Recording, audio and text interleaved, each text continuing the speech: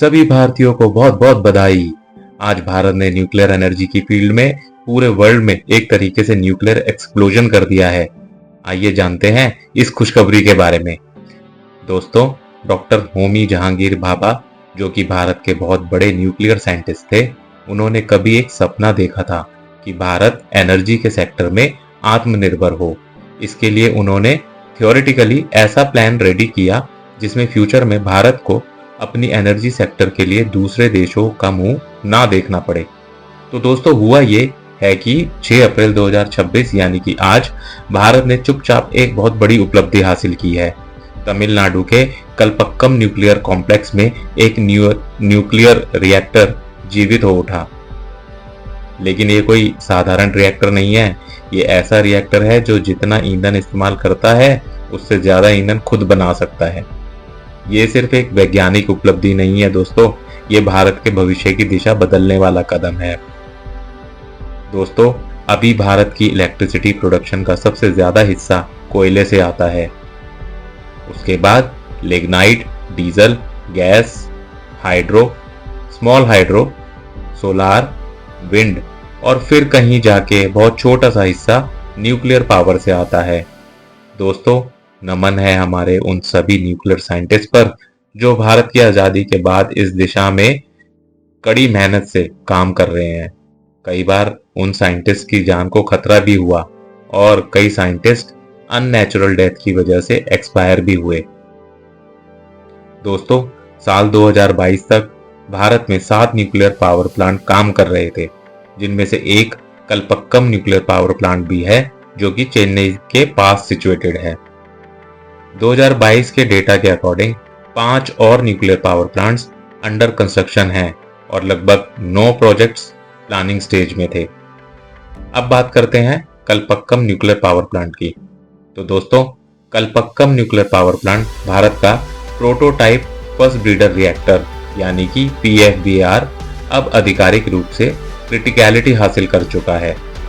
अगर सिंपल शब्दों में कहूं तो क्रिटिकलिटी का मतलब है कि रिएक्टर ने अपने आप चलने वाली न्यूक्लियर चेन रिएक्शन शुरू कर दी है, यानी अब ये खुद से ऊर्जा पैदा करने की क्षमता में आ चुका है।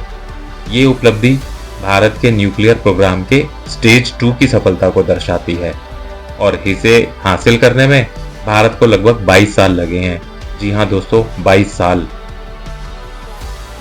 जो थ्योरी डॉक्टर भाभा ने लिखी थी उस पर हमारे साइंटिस्ट पिछले 22 साल से काम कर रहे थे, जो कि अब जाकर सक्सेसफुल होता दिख रहा है। अब समझते हैं कि ये इतना इंपॉर्टेंट क्यों है। दोस्तों, भारत का न्यूक्लियर प्रोग्राम 3 स्टेजेस में काम करता है। स्टेज 1 में यूरेनियम से चलने वाले रिएक्टर्स से प्लूटोनियम तैयार होता है। स्टेज 2 में फास्ट ब्रीडर रिएक्टर प्लूटोनियम से और ज्यादा ईंधन बनाते हैं, यानी ये रिएक्टर सिर्फ बिजली नहीं बनाते बल्कि भविष्य का ईंधन भी तैयार करते हैं। और स्टेज 3 में थोरियम आधारित रिएक्टर बनाना, क्योंकि भारत के पास भरपूर मात्रा में थोरियम उपलब्ध है। एक स्टडी के अकॉर्डिंग लगभग पूरे वर्ल्ड का 25% थोरियम भारत में अवेलेबल है। इस पूरी रणनीति का मकसद है भारत को ऊर्जा के मामले में पूरी तरह आत्मनिर्भर बनाना। दोस्तों, अब बात करते हैं कलपक्कम रिएक्टर कैसे काम करता है। तो दोस्तों, कलपक्कम PFBR एक 500 मेगावाट का एडवांस न्यूक्लियर रिएक्टर है। ये प्लूटोनियम और यूरेनियम के मिश्रण से चलता है और इसमें लिक्विड सोडियम का इस्तेमाल कूलेंट के रूप में होता है। एक आसान सा आपको उदाहरण देकर समझाता हूं। इसे ऐसे समझिए जैसे एक मशीन जो ईंधन जलाते हुए नया ईंधन भी बनाती रहती है। जैसे कि फॉर एग्जांपल, अगर गाड़ी पेट्रोल पर चल रही है तो वो पेट्रोल भी बना रही है।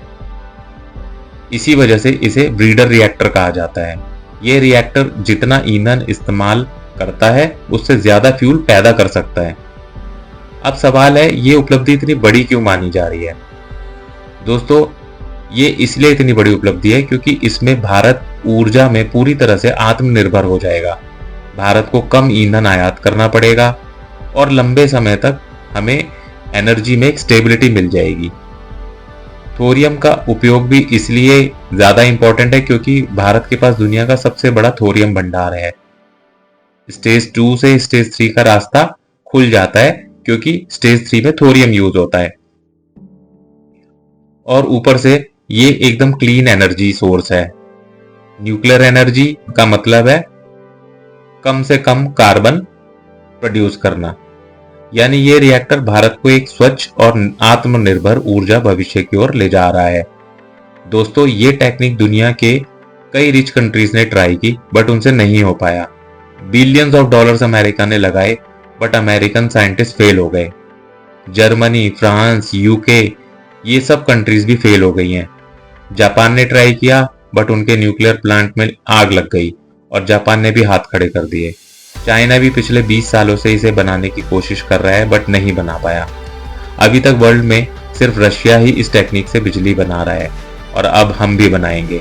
दोस्तों, अगर ये प्लांट सक्सेसफुल हो गया तो भारत में कभी बिजली की शॉर्टेज नहीं होगी, बल्कि ये कहा जा रहा है कि अगले 700 साल तक बिजली की अरेंजमेंट हो जाएगी। दोस्तों, कलपक्कम सिर्फ एक न्यूक्लियर प्लांट नहीं है, ये दशकों की मेहनत, रिसर्च और विजन का परिणाम है। यूरेनियम से लेकर प्लूटोनियम और फिर थोरियम तक भारत का एक पूरा न्यूक्लियर इकोसिस्टम बना रहा है। और ये तो बस शुरुआत है। आप क्या सोचते हैं? क्या भारत को न्यूक्लियर ऊर्जा में और निवेश करना चाहिए? नीचे कमेंट में ज़रूर बताइए। दोस्तों, अगर आपको ये वीडियो पसंद आई तो इसे लाइक और चैनल को सब्सक्राइब करना ना भूलें। मिलते हैं नेक्स्ट वीडियो में। Bye bye.